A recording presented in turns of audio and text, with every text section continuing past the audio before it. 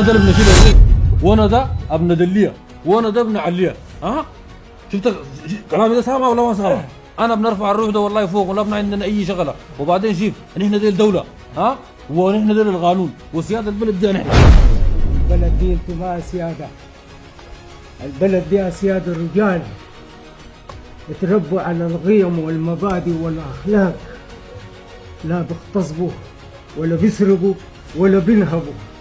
البلد دي اسياد الرجال بيحيوا وبيموتوا عليها، وزي ما دخلتوها في غفله من الزمان ان شاء الله حتبقى لكم مقبره، ايوه مقبره، وحتدفنوا فيها.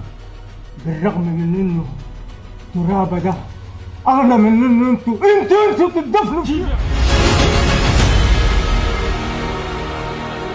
يا جناب وليد، انتوا وين يا سعادتك؟